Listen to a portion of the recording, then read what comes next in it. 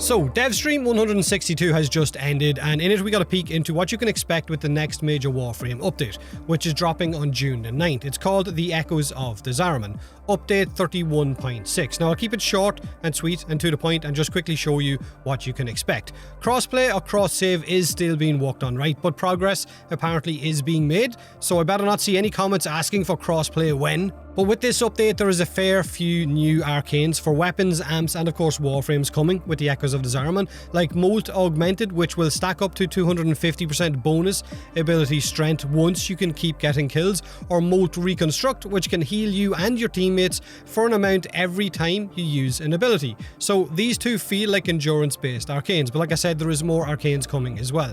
The Echoes of the Zariman will also bring an amp arcane adapter, which will allow you to add another arcane to your amps. Echoes will also bring operator sling changes, Zariman mission changes, Lohk surges, which I'll get into in a little bit, and much more.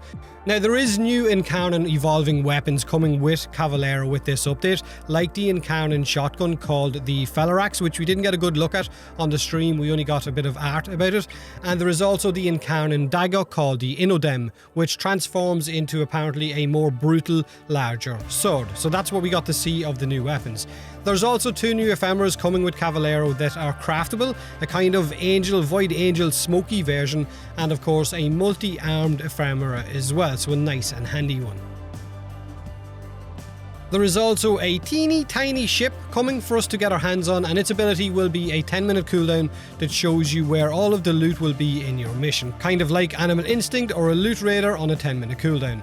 Yonta will now also allow you to trade resources for void plumes if you need them, and the Echoes update is also bringing a new mechanic to your missions in the Zariman. These are called the Lohk surges, which are buffs that you can activate in your missions, like infinite ammo and so on, but they come with a downside. Activating the Lohk buff will summon an Eximus unit for you to kill, and killing the Eximus unit of course will give you that buff. If someone doesn't get the buff in the squad, or if it runs out, you can go and refresh it 10 minutes later. Like I said, these buffs will have a 10-minute cooldown before you can activate them again. There will apparently be 3 Lohk surges in each mission, so 3 separate buffs, and you can keep refreshing them throughout your current mission. But just be aware, every time you use them, you will summon in an Eximus unit for you to kill.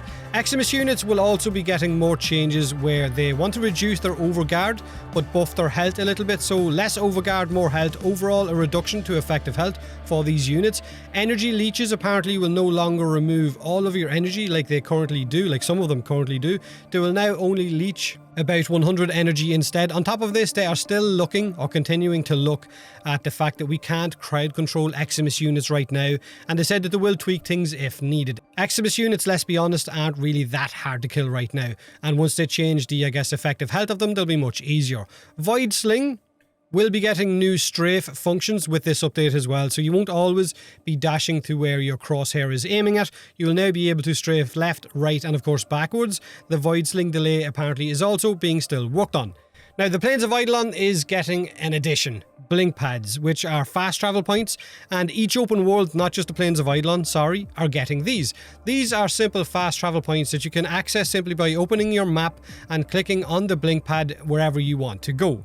So it's a pretty big quality of life for those open areas. You won't have to break out your Arcwing in order to zip all around the place. You can now fast travel. Grineer Scorpion and of course Ancient Infested are also having their grapple mechanic changed. It can now be countered with this update. So you're not instantly knocked down and dragged towards them anymore. You will have a kind of window where you can roll away. You can break it, I think, with your melee weapon, or you can bullet jump away and ragdoll those enemies instead. So you're kind of turning around and going no you instead. Round 22 of Tenogen was shown off with a lot more skins coming to a lot more Warframes, which you can check out on the full link to the dev stream in this video's description. I'm not going to show it off here. June apparently is soon, which means Pride Month is just around the corner, and coming with that into Warframe will be a new celebration which will bring new Pride palette and of course a new glyph which you can get for credits.